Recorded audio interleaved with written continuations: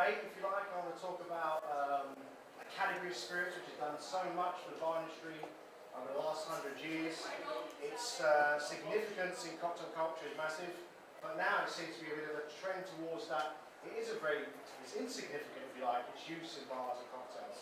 And this comes from bartenders and the bar community. As I travel around the world, more and more bartenders are turning their back and giving a bad rap to vodka as a category. Not really appreciating, I think, and respecting what it's given to the bar community. Now, first and foremost for me, being a bartender is a sales and customer service oriented business that we do. And therefore, we want to look after our guests, guest satisfaction. The biggest selling spirit, still today, arguably the most popular spirit in the world, is vodka. You know, if you take the UK, for example, it's like 32% market share of all the spirits sold is vodka. If you look globally, the three big brands around the world, like Smirnoff, Absolut, and Scottish China, sell over 65 million cases. Now, vodka is the milk chocolate of the bar world. It's easy to please, it's very, very popular, everybody seems to like it. Consumer-wise, that is, apart from some reason, bartenders today turn their back on it slightly. They think that it's insignificant, it's not very important, that it doesn't have much character or taste. Now, I'll be honest here, I'm not a massive fan of vodka, but I do appreciate it. I really appreciate what it gives and what drinks you can do with it.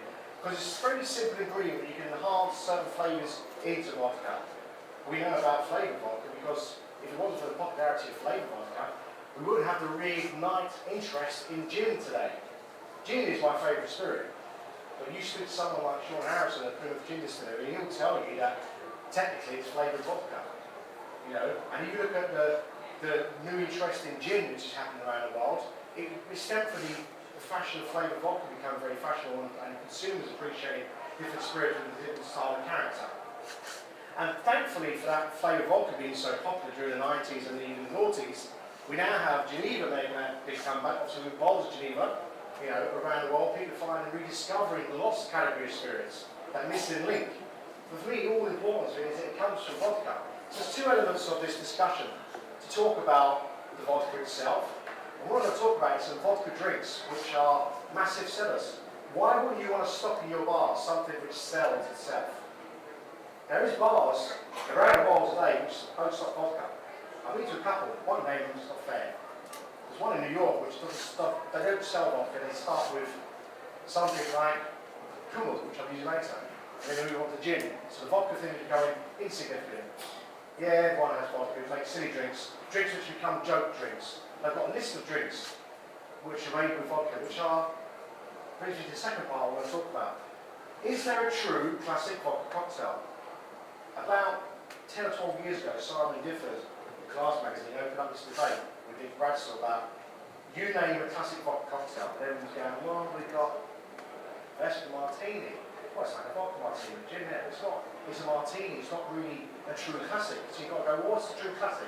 So people think about that word classics. They're drinks which are very, very popular, which are well known, which have longevity. But there's been more towards a route leading towards vintage style of drinks, which are a bit different from classic. The vintage is of a particular time and era and a taste.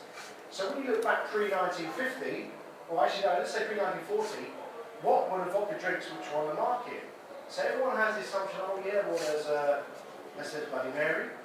You know, it is a vodka based drink. Is it a classic? You'd have thought so, because it was created in the 1920s, but it came off the old tomato cocktail in America, and the vodka was obviously added to it to give it some oomph. But if you look at the makeup actually of Bloody Mary, it's actually a vodka and tomato punch. So the fruit juice, the citrus and spices, and a bit of sweetness sometimes from sherry. But the important thing is that that is the one drink which you're guaranteed is served in every single bar in the whole of the world. Not many cocktails can put their hand up and say, I am made in every bar in the world. Bloody Mary, even if it's not a cocktail bar. That's why I wonder where the justice in the world has gone, because you go to, you know, if you're in England, an English pub, and you go and ask for Bloody Mary, they'll make it for you. You ask for Manhattan, and they just go, what? You know, it's very simple, Manhattan, more simple than Bloody Mary. But Bloody Mary is one drink, it's the only drink I can think of, which is made in every single bar that serves alcohol around the world. They make, or make a version of a Bloody Mary. Then you have these drinks like 1940s, Moscow Mule, which kind of a rebirth in the 90s. You know, when it came out, it done wonders for the vodka market.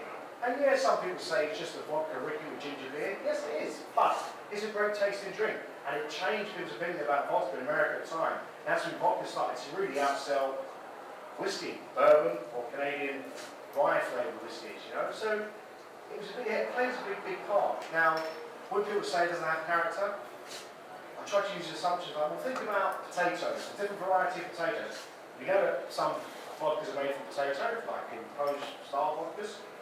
They have a creamy texture. Think about cereals. When you get up in the morning, you have a breakfast cereal.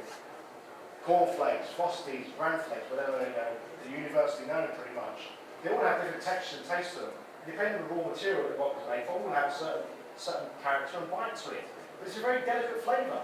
So instead of saying vodka's easily disguised, I think it's harder sometimes to work with vodka to enhance the certain elements it has.